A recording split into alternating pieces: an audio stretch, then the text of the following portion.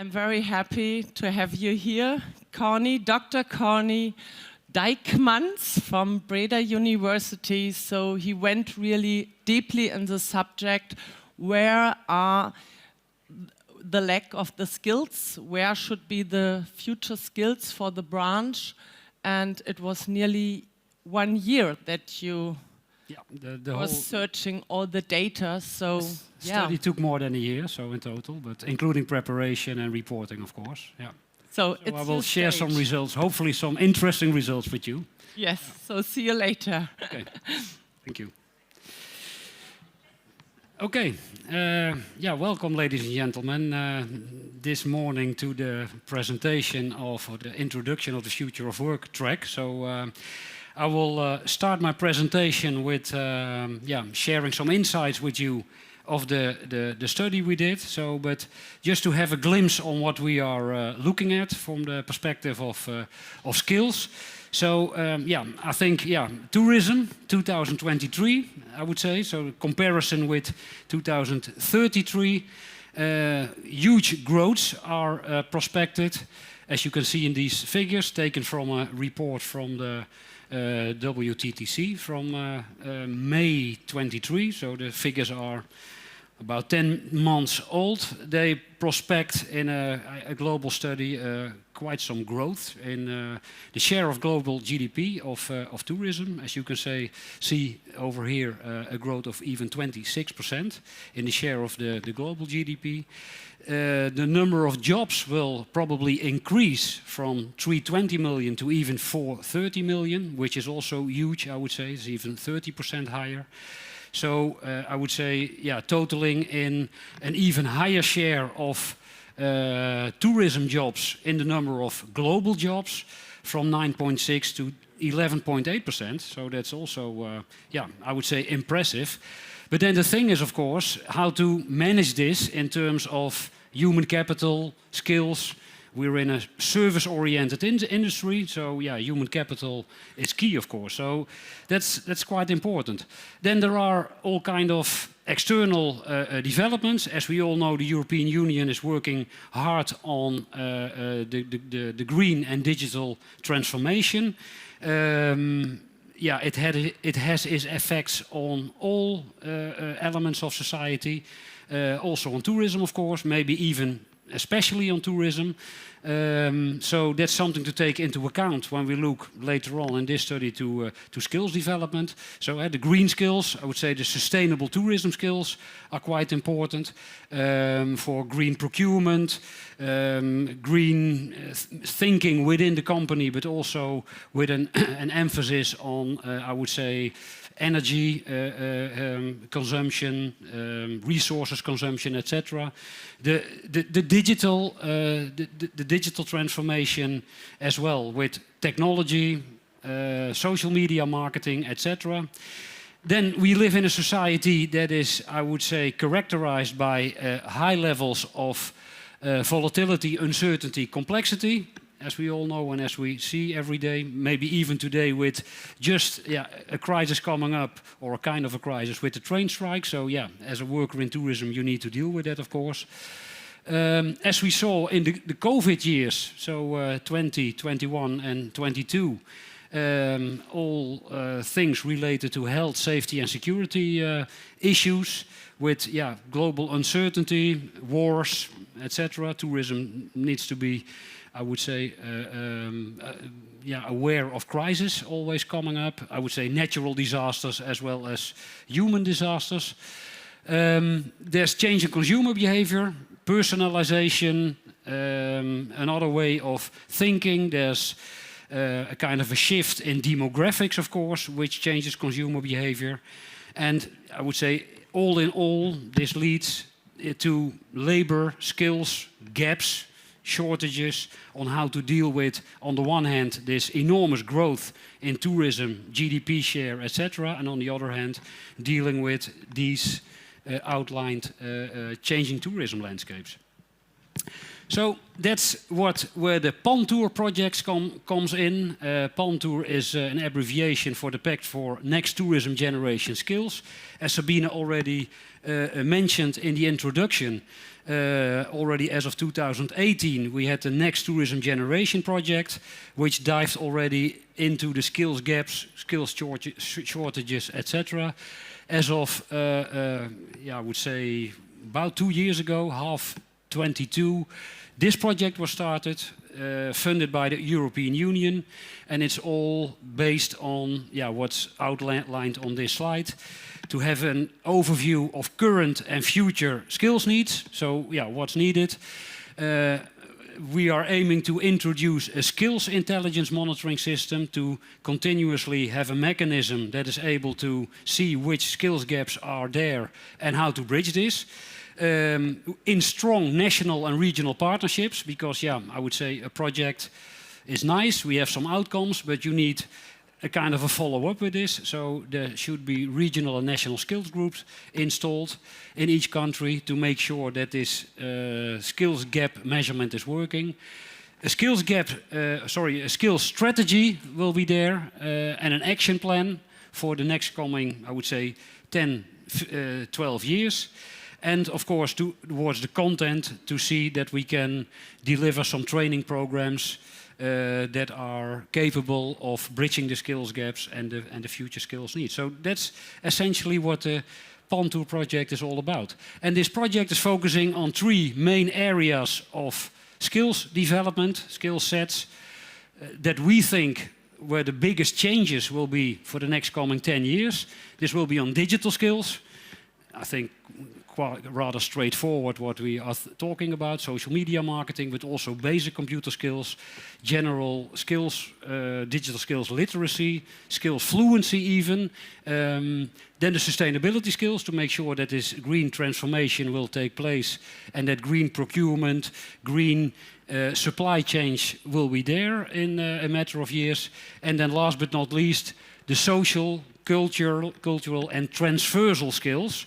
So these are skills that are not so much tied to a specific job role or to a profession, but more general skills like interpersonal skills, etc. We'll dive a little bit deeper on that later on.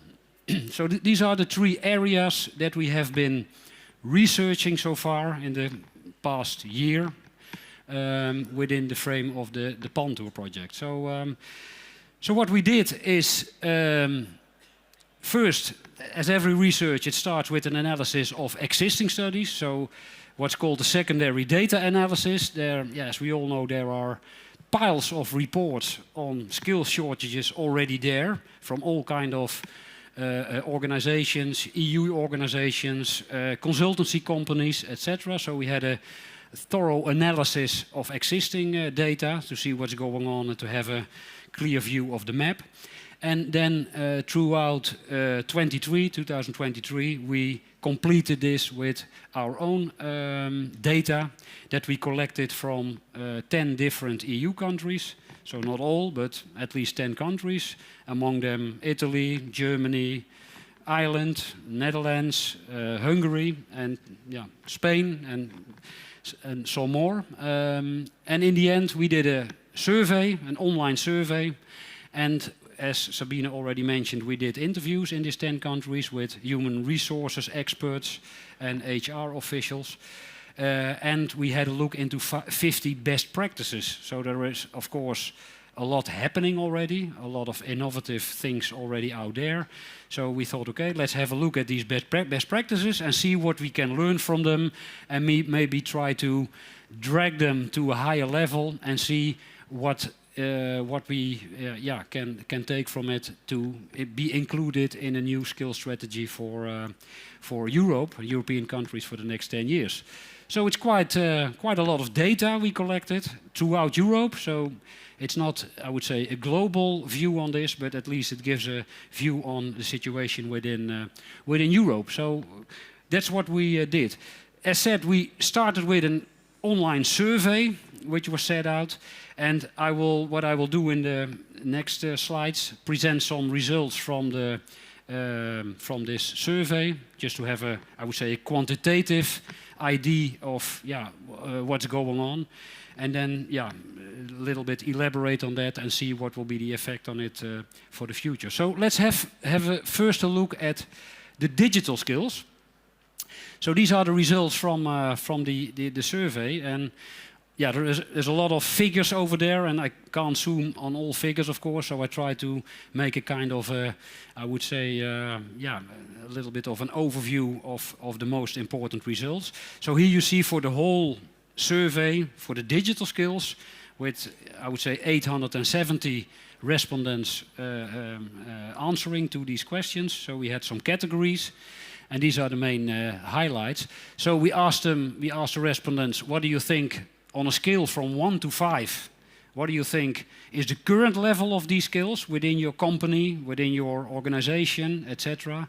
And what do you think in a matter of 10 years, what will be the prospected future needed skills in this? So that's quite a straightforward way of seeing what is the gap between the current and the future level, just to have an idea.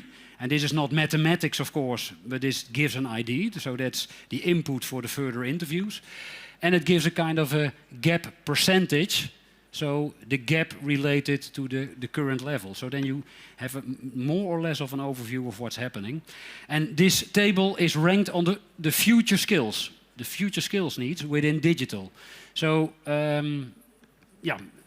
the digital marketing systems and communication platforms, which is already quite important now. As you see, the future will be 4.69.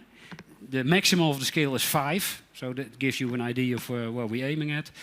But as you see, some of the biggest gaps can be found in generative AI applications, robotics, these kind of things, use of technologies to create guest experiences, virtual reality or augmented reality.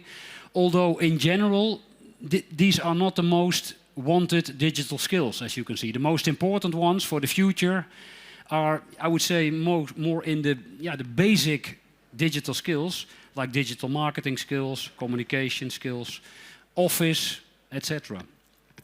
All details are in the reports that are online, so I'll talk about that later. So the largest gaps is in AI, robotics, AR, VR, etc.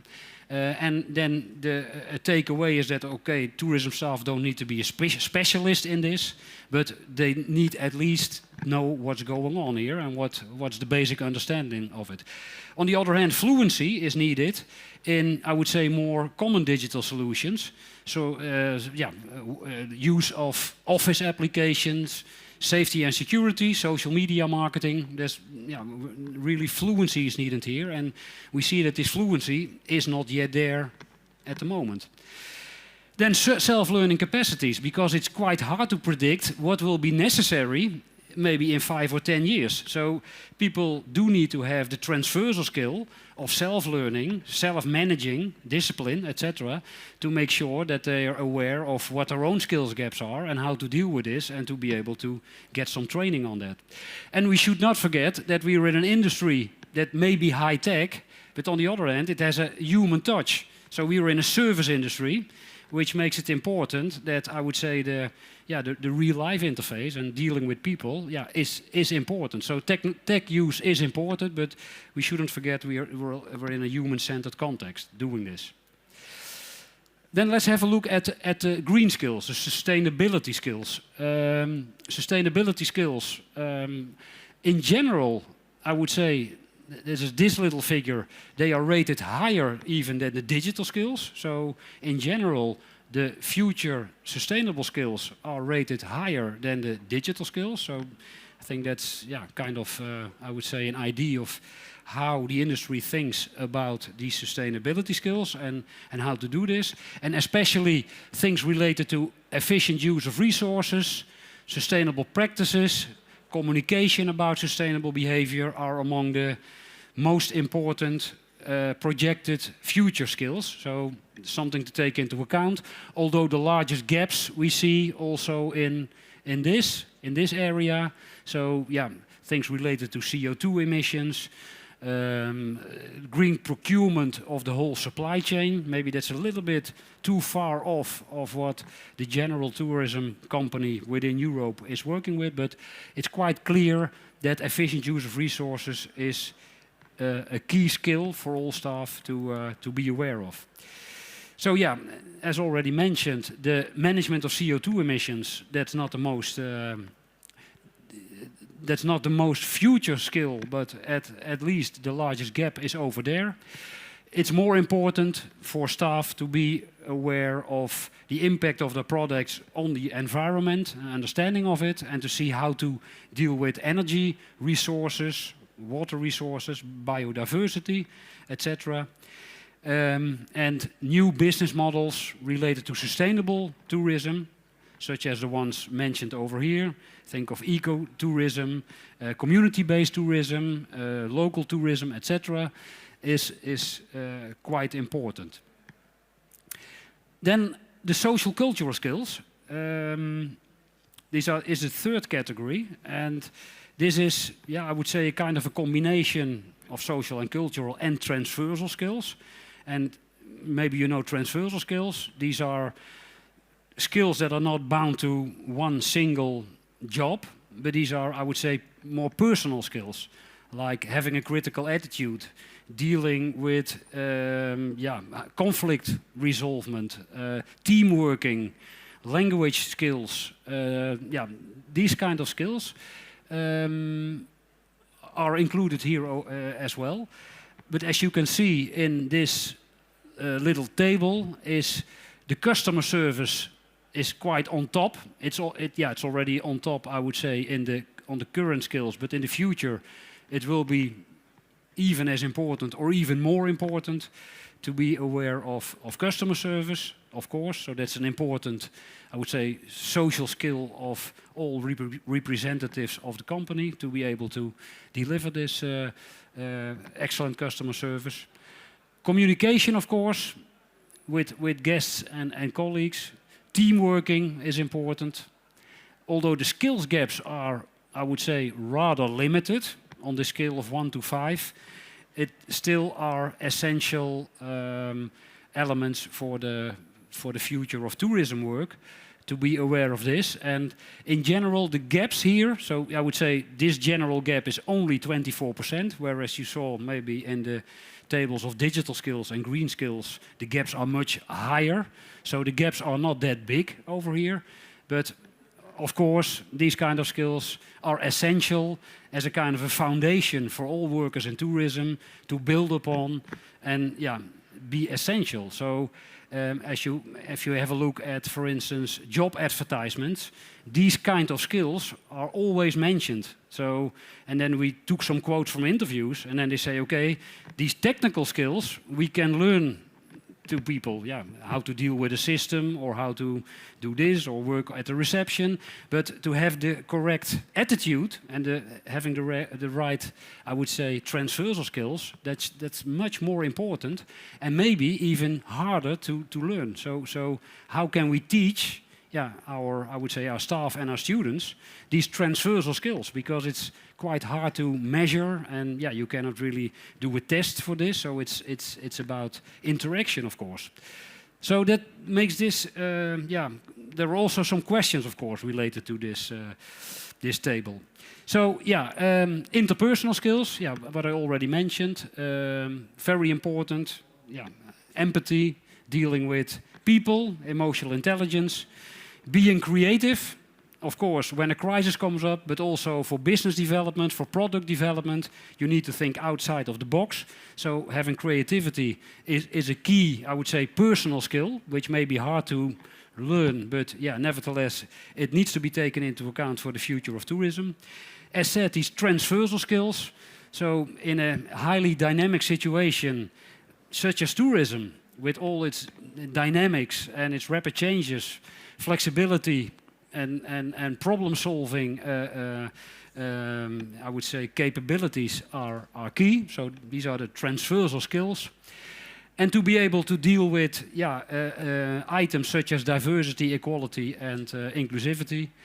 ethical behavior. This is also tied to social and cultural skills, so this is also important. Language skills, of course, to be able to communicate effectively with guests from all over. So that's important. And last but not least, the lifelong learning. So people should be able, so there's also some research on this, and then it's forecasted that within a matter of 3 years, most of the technical skills you learned are already outdated, and then you should be ready to learn some new skills again. And in a situation where we move from, I would say, professions to, I would say, less specific and more fluid jobs, tasks, industries, these lifelong learning skills, and to quickly come on track with regard to what are the specific necessities that are needed in the context you are still quite important. So this was some takeaway from that. And when you have a look at, I would say, the employer perspective about attracting and retaining of staff, there's a world to win there as well, of course. So when we talk about sector attractivity and employer branding, to be able to bring the whole industry and the company in a situation where you have the right reputation to be able to attract talented people, employees, and also work with your existing employees. That's key, because we all know tourism is I would say a splendid and a fabulous industry to work in. But on the other hand, there are some challenges to tackle, like maybe work that's not 9 to 5 or working in weekends. There's a lot of seasonality, of course. So there are some things related to tourism that may be solved over there, but that may influence the sector attractivity. Think about sustainable employability. So I would say attracting the right staff is the one thing, but keeping them and retaining them, that's the other thing.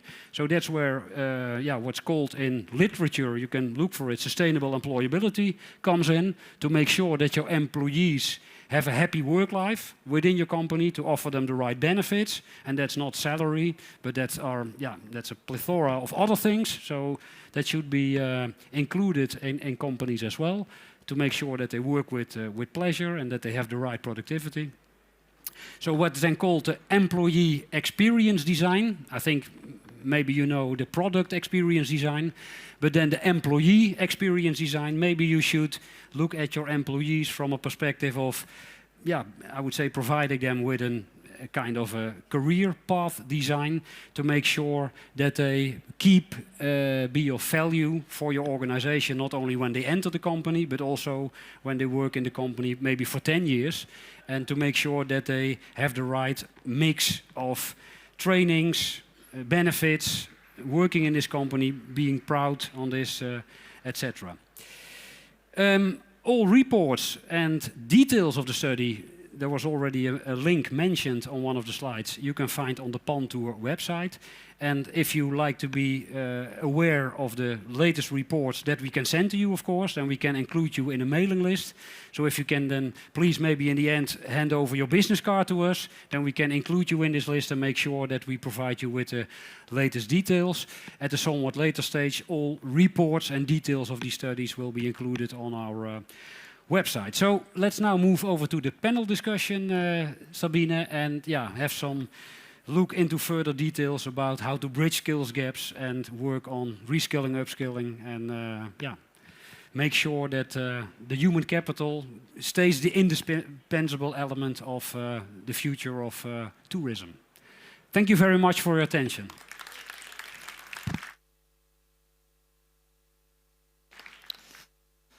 Thank you very much, Connie. So we get some place now for all the other guests.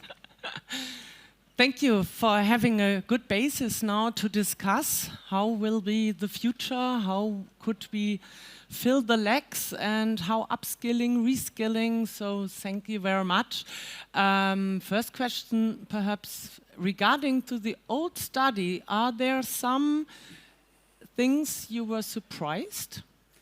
I would say mostly related to the social and cultural skills. We saw that the impact of these transversal skills, maybe as a result of COVID and what was needed, as ways to be even more flexible and agile as it was in the past, these kind of skills proved even to be more important than they were in, I would say, our previous study that we did in 2018-19 in the data. So with COVID in between, we really saw this effect of being able to solve conflicts and deal with crisis, etc. Yeah, as an even more important skill to be aware of. Yeah. So it's a good thing. There's a learning effect.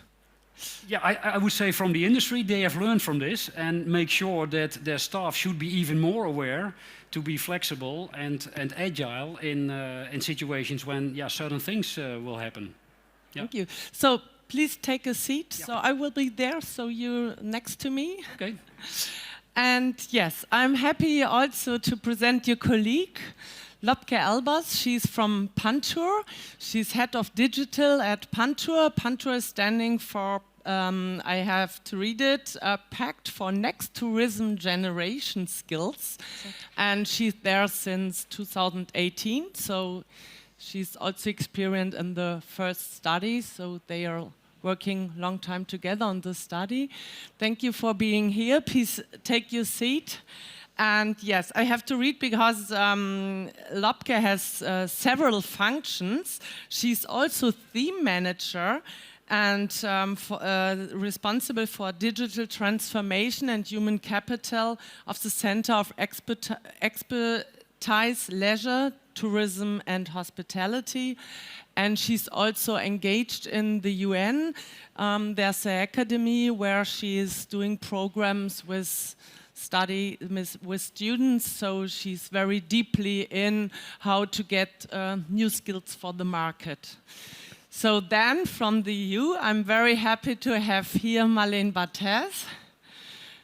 She's policy officer at the EU, and she's responsible for all small enterprise subjects, also tourism included. Textiles and tourism. So she's doing a lot of work also for skilling up and to see what in the EU is needed for the tourism branch. So thank you for your point of view today that you're here. And last but not least, Claire Steiner. She is from UK, so I have to have a look also because she has a lot of functions. Since more than 20 years, she's professional in human resources projects with different companies in all tourism sectors. But she has also some official functions. She is co-founder and board director of ITT, that's the Institute of Travel and Tourism.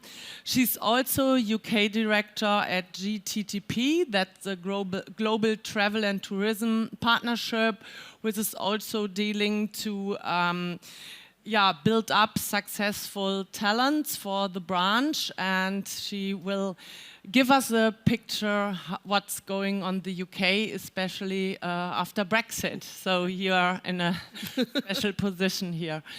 But first of all, before we start to discuss, I would like to have a picture from the audience. We have prepared some questions with Slido. I hope we can see it here now on the wall. So yes, I can't see it there, but I have written it here. So frill area, you have a lack in all areas? Or, last point, are you well staffed?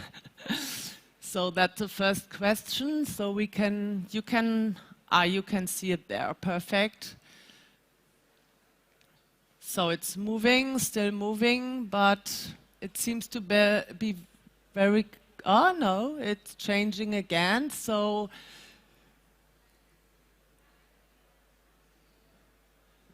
24 people, some are missing. Thank you, yeah, that's better.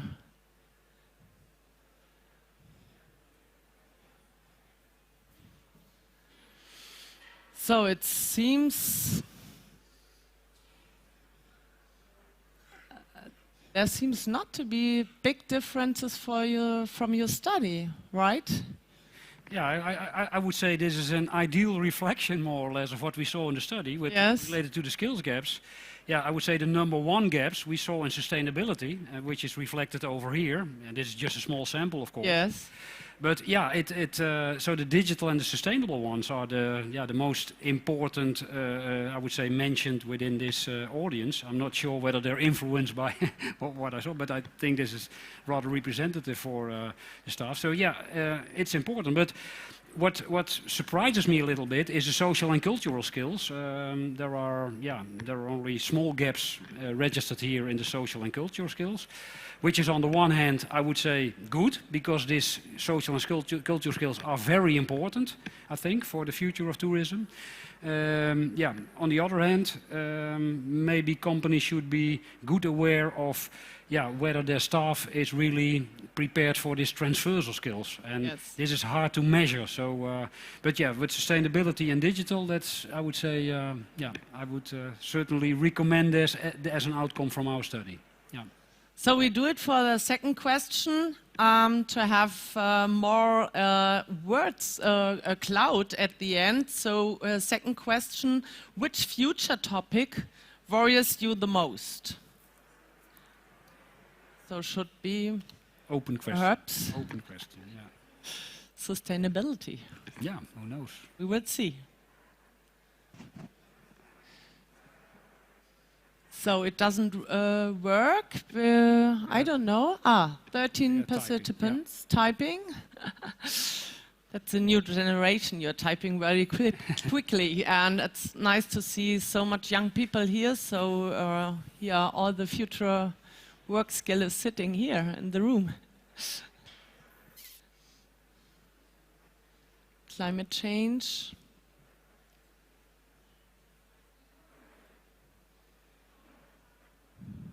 Refugees, yeah. It's also point you. Yeah, I would say didn't mention, some of them related to, I would say, the societal changes I was mentioning in one of the first slides. The green and digital transition, sustainability, the labor conditions. So it's not only about skills, but it's also about the context. Yes. And I think, making sure that this context is okay, that's also one of the big challenges, which is not so much part of our project, but it's important, of course, to have a look at things mentioned over here, like the work ethics, I would say things like inflation, etc. It's showing that the world is really changing and challenging. Yeah. So, Lobke, first question to you. What's your most important result of the study? I think the most important result is that we started in 2018, like we said, investigating the influence of digital and sustainable transformation on the industry and then on skills. And what you see is that it hasn't changed yet. So we are not there yet.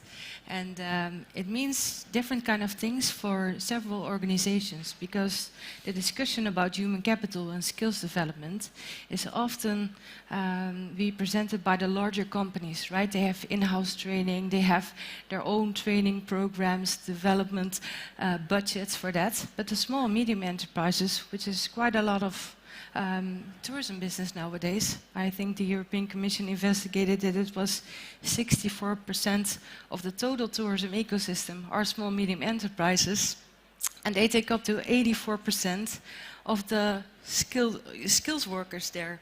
So that means that for example, sustainability and digital skills, in larger organizations you can maybe specialize to become a digital marketing expert. But in small organizations with less than 10 people, or even micro-organizations with 3 people, it means that one person has to have all these 3 skill sets, digital, social and green skill sets. And that is challenging, of course. And you cannot solve that problem by only operating that yourself. You have to learn as well from other entrepreneurs how they're doing it, and to see for innovative ways how you can address sustainability, for example, in your own organization. And I saw some really nice examples because we now did the research with best practices and interviews, which is different than the previous study. And that gave us much more insights about the real underlying problems of those challenges, which are also immediately opportunities. Because one thing that I found really interesting was, yeah, digital skills are important, but at the same time, you need almost 10,000 hours to be an expert in something. That's a common rule, right? That means that if you work 50 weeks a year, more or less, you need 5 years to become an expert. But in 5 years, the technology and digital developments are way ahead. So that means that we have to be quicker in training, development, and also on the job. Because a lot of entrepreneurs said we don't have time to bring people to a location and to make them free for 2 days because we need them on the floor. Yep. So that means you have to be really creative in training them on the job and reskilling them. So we are in a rush. And you were talking about the challenges, especially for small and medium enterprises. Are there also chances for the smaller ones? Yeah, usually they are way more innovative and way more future-oriented, because sometimes it's family business, and as you know, in most families, we care about our heritage, right, where we come from, but also the future of our family, where we're heading to. So that means they have a different kind of focus, not short-term, but more long-term. And I think a lot of small, medium enterprises are really innovative in the way that they take up skills. They organize, for example, they organize the work more from a skills perspective than a job perspective. So they look inside of their organization, what are the skills, what are the needs and the wishes of the employees that we have? Where are you good at? Where do you want to develop yourself? Okay, we don't have to bring you in a specific role, but do what you're good at, and then we solve these sustainable and digital challenges while we focus on your skills instead of focusing on the maybe more complex job profiles, but to get the job done. Mm-hmm. Thank you. Marlène, when you see now all the results from the big study, what's your impression, what's your diagnostic regarding the future skills in the EU? Yes, well, thank you for having me on this panel, first of all, and I'm seeing that this topic raises a lot of interest. It's an important topic for the EU. It's a complex one. I think what was just presented shows how difficult it is to approach, and it has many causes also of why it is so complex. I think it's important maybe to keep in mind that tourism is a very fragmented sector. So the tourism ecosystem bridges many different economic sectors. We know it. It's transportation, accommodation, food services, entertainment, culture, sports. So already all of this just to make up one ecosystem. So that's already one of the issues. But also I think the governance of tourism and skills is very complex or fragmented. If we look at, for example, the EU, so European Commission, I work in the Director General for Internal Market, Industry, SMEs and Entrepreneurship. So we take care of tourism policies. However, education and training is taken care of by the Director General for Education, Culture, Youth and Sport. Labor policies, employment policies, vocational education and training, that's taken care of by the Director General for Employment. So you see we already have 3 players working on the same topic, interrelated topics. This is also the same in member states. Maybe it's important that I recall that actually education and training is a member state competence. So we don't have hard competences at the EU on this topic. Our role is more coordination and support. Support mostly through funding. So for example, funding for studies and projects like PANTOUR. But it means that, yes, education and training is a member state competence. Tourism is also primarily member state competence. Now, in terms of diagnostic, I think the project, PANTOUR, Corne presented as well, but one of the main causes that we're seeing at EU level for staff shortages in the tourism sector is that, unfortunately, the sector is becoming less and less attractive. It was mentioned, high seasonality. I just said it, it's very fragmented, often short-term contracts. low pays, unfortunately long working hours. So it means that also people are looking for jobs in different sectors. And when COVID hit, I think that made the problem worse because 2 out of 3 tourism jobs were directly impacted by the COVID pandemic. And I think the ecosystem still struggles to recover from that. Now in Europe, we have an estimate staff shortage in tourism of 1 million. This means that 1 out of 9 jobs in tourism is unfilled currently. So, I mean, labor shortage is a real issue. We are taking it seriously at EU level, and maybe later on I can say a little bit what different initiatives we have to try and address the problem. But I think maybe the main message would be that companies, so it was said as well, I think it's actually 99% of the tourism ecosystem is made up of SMEs, so it's mainly SMEs. They need to not only hire people with new skills, I mean we mentioned a lot the skills of the future, but they also need to upskill and reskill their current workforce. I think this is very important on some of the skills that were mentioned here. Yes, and I think we have a lot of best practice examples in member states where this is actually already taking place, and we're happy to share these as well.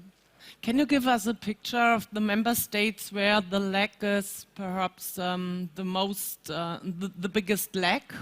I mean, tourism doesn't have the same economic weight in the different member states. So some member states, like for example Malta, I think their GDP is around 14% based on tourism, whereas you have other countries like Denmark where it's only 3%. So I think this already reflects the importance of the problem according to the importance that tourism plays in the gross value added of a country. Countries like Portugal, for example, Spain, Italy, so southern European countries that rely heavily on tourism are facing these problems more than others. In terms of numbers, for example, I think France a couple of weeks ago was in a meeting and they said that even though they have more and more graduates in tourism, so higher skilled people, they still have lots of jobs unfilled. And I think out of 2 million, so they employ more or less 2 million people in the tourism industry, they have 100,000 unfilled jobs. So that's some numbers for France, for example.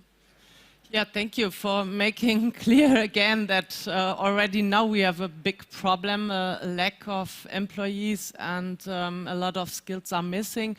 So Claire, question to you. You're working a lot with students and also you go in the schools. So you're speaking to pupils. How attractive is the branch actually for the young talents? What's your impression? I think there are a number of factors that make that up. So to go to your point earlier about the fragmentation of the industry, there's this fundamental lack of knowledge about the huge range of opportunities that our sector has.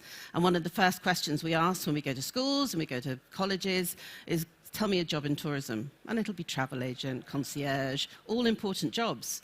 But they don't say digital marketing. They don't say CEO or HR or finance. And so we are a global business as well. And those are other areas that we need to attract. So it's about educating. And the way that we have done it in the UK and with Future You, with the ITT and with GTTP around the world, is we bring people from the industry to tell them about them, tell their stories. But lots of young people, we bring young people in there, and they can then tell these young people about their story, and it gets them excited and gets them to understand. And that works really, really well because it opens up this industry and shows the fun side of it. Now, imagine almost everybody in this room has a job in tourism. We know what a fantastic industry it is. So how do we get the young next generation, and not just the next generation, but other people outside of the industry to look at us as offering serious professional careers? And we do offer that. So for me, I think using your existing staff is great. It's great for their development, to give them the opportunity to go and talk to young people and other potential staff of the future.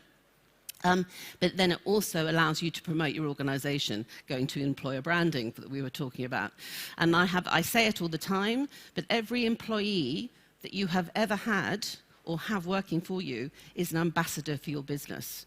So you want to make sure that when they go out and they're talking about your business, they're talking about it with the passion that we all have for this sector. And that's how you engage the young people. And we get them at a school age when they're not even thinking about potentially what job they want to do and opening it up. And the final point I'd make on this particular subject talks about the transferable skills. Our sector is one of the best sectors for your first job to learn those transferable skills. Yep. The skills that you learn working in hospitality, most people have worked in a bar, in a restaurant, in a hotel at some point. The skills you learn will take you through your career. So the entry barrier could be the gastro, Yeah, I think restaurant. Yep. And yeah, and the students are really happy because low wages, they have to work the weekend. It's not a real good work-life balance. It's not that. I think it's about making them understand, no, it's not a good work balance, but we've all done it. And actually the benefits, you have to always show the benefits outweigh the negatives and what they learn and what they can take with them, the networks they build, and as I said, those skills that they will then learn to take to the future. And that's just the starting point of that younger generation. And if we look on the skills, ask for the digital skills. Now in the schools and at university, has it changed? They have programs how to work with robots, how to deal with AR. You have the impression that they are good skilled already? Yeah, I mean, one, younger generation, my nieces, nephews, you know, they teach me all the time. So they are very, very digitally aware. What we are seeing is a lot of the programs in the schools, the universities, are now building in, you know, sort of modules on digital marketing and digital skills. I mean, AI, we've only started that journey with AI, and I think we have a long way to go. I think one of our biggest challenges is how do we teach young people the skills for jobs that we don't know exist yet. Yeah. I have a question to the regie. Could you please show the time there on, because it's lost, so to have some view. Thank you. Nice. So yeah. So there's a big problem we've seen. You all said there's a sort of upskilling, reskilling. So who could do that? The companies on the one side and also the politics of the other side. So what the EU is doing to solving the problem? Or trying to save the world. No, I'm actually happy to say that even though it's a member state competence, the EU can and is doing a lot. As I said, we have a coordination and support role. We have actually 2 years ago, we published what we call the transition pathway for tourism.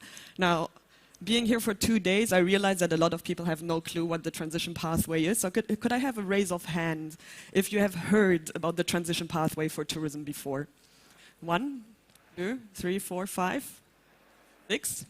Okay, I'm not going to explain in detail now what it is, but just so you know, there is a framework at EU level that is called the Transition Pathway for Tourism, which we created 2 years ago together with stakeholders, so member states, etc., and which basically is a great overview of the challenges of the tourism sector and also very concrete actions on how to make the ecosystem more green, more digital and more resilient. So if you haven't seen it before, now that I mentioned it, just Google it. I think it's a great document to know about because it's not up to us at the EU to solve the problem of tourism ourselves. We have to do it together with the industry. So you have a very important role to play. And actually in the transition pathway for tourism, there's 5 big topics: green, digital, governance, funding, and one of them is skills and resilience. So already in there's a number of actions that can be undertaken by us at the Commission, by member states, but also by stakeholders concretely. And we're actually gathering a lot of examples from the ground on what enterprises are doing to improve skills in their companies, and we actually publish the best ones online. So if you want inspiration, you can look for these examples on our website. So that's only one thing, that's the transition pathway for tourism. We also have what we call the European Year of Skills, which some of you might have heard of. So at the EU, we like to have years of something. The current one is a year of skills. It's still ongoing until May this year. We had over 2,000 events organized there, 39 countries participating. The website is being enriched, so I would invite you to have a look at that as well. We have the EU Pact for Skills, and under the EU Pact for Skills, actually, we have a large-scale partnership for skills in tourism, which brings together different actors to try and reskill, upskill the workforce, but maybe the other panelists can say more on this because they're actually participating. We're going to launch next month, I think, an EU-wide promotion campaign on making tourism jobs attractive. So we're launching that for 1 year. The idea is to target employees and employers to raise interest in the attractiveness of the sector, to make employees, for instance, know their rights. What are your rights? What are your training opportunities? What are funding opportunities, etc. So there will be a big promotion campaign. It's more of an information campaign. So keep your eyes open. Where we can see that? We will launch it through our social media. We have a very long mailing list of tourism stakeholders with multipliers as well. There will be a dedicated website for it, and member states will also be able to make use of it. So there will be some videos, some leaflets, basically links to more resources, and just raising attractiveness. Another thing we're doing is funding. I said it, so PANTOUR is a good example as a study, but you probably all know Erasmus+. More than the transition pathway. Okay, so that's a big EU funding program for education and training. I mean, education, youth and sport, actually. So there we have 26 billion euros available for just that. And there's a number of actions that can be used by the tourism industry and that are being used by the tourism industry. I think I checked the statistics. We have over 670 projects on tourism being funded by Erasmus+. So this, international mobility, for example, is one very, I think, good action to build skills of the future workforce. We fund traineeships, and I think you probably know best being the industry, but when you hire someone, you want someone with experience, which is often also a problem for people who are just graduating and don't have that experience yet. So traineeships are key for the new workforce to build that experience and find jobs. We fund centers of vocational excellence, capacity building projects for vocational education and training, higher education, I mean, you name it. So if you haven't done so yet, look into Erasmus+, because it's not only for education institutions, it's also for businesses. And I mean, I could go on and on. Oh, yes. Erasmus for young there are entrepreneurs. several projects for sure you're doing a lot of. That's very good to hear. So discussing about the industry. So there's really a big competition on skills. You also mentioned it will be very difficult for the small enterprises. So what can do the industry to build up platforms, to make sharing programs, trainings? Perhaps Lobke, what are your ideas? What are the experiences to build up platforms? Yes, so we built a nexttourismgeneration.eu platform. That's a website, and that contains a lot of training materials already that training organizations or even small, medium enterprises can take up to and really see, okay, if we need a digital marketing expert, for example, what kind of lessons and methods and tools are there available? Also, free tools are very important, of course, for small, medium enterprises, which are a lot to upskill yourself in digital skills, for example. On the other hand, we thought, well, it would be good if we make our research results very practical, because we have a lot of data, and the data is mostly labor markets related, so skills data is really, I would say, innovative in the terms of creating a full picture of human capital and skills needs. So we thought it would be interesting to create a interactive platform where individuals, young professionals or maybe even experienced professionals can make a 360 view of their own skills profile on digital, social and green skills, and also the different levels. Because sometimes indeed, you know, as you start your career you have no clue what you want to do, but you do know where you're good at or where you want to go to. So that skills profile gives you an overview of yourself, where your skills are top and which ones are maybe lacking or where you can improve. And at the same time it shows you what kind of job roles or function profiles are interesting for you. But also small, medium enterprises or employers can do this as well for their own organization. So our organization is good in this kind of competencies and development, but we lack in this. So we need maybe training in this and that field, and that is what we provide on the website. So it's an interactive tool, and it's called the tourismskillslab.eu. So it's a self-learning progress. Exactly. And you can also monitor, because we often have a lot of data from our organization, but not on our people, right? And we think that people analytics will be guiding for the future, also to guide people and individuals in their career. Yeah. Because if you can ask your manager, well, have a look at my skills, what do you think, what will be my next step, is a different kind of conversation that, well, maybe how did you like your work today, and we need you to be more this or that way. Another thing that we are doing is... Time is a bit running. Yes, I want to mention one thing, which is the Pact for Skills, shortly mentioned. That is where an initiative where we as education providers, small, medium enterprises, large enterprises, but also government and social partners collaborate together, where there's a Pacts for All, Pacts for Skills in Tourism. And my colleague Klaus is sitting over there, and he will give a presentation about that at the Lighthouse stage in Hall 4.1, right after this session. And then you can learn even more from other best practices already doing things in upskilling and reskilling, which might be really relevant. Thank you. So, but stay here some minute, because Claire, you have experience in the UK also with the Brexit. There's a big lack of workforce now. So, what's your impression? How really the sectors and the companies, they work together to train people and also to find people for the branch? Yeah, I can talk about the UK, but also more globally as well. So we have to start thinking more about where we can find this talent to fill the skills gap. And it's not just about the next generation.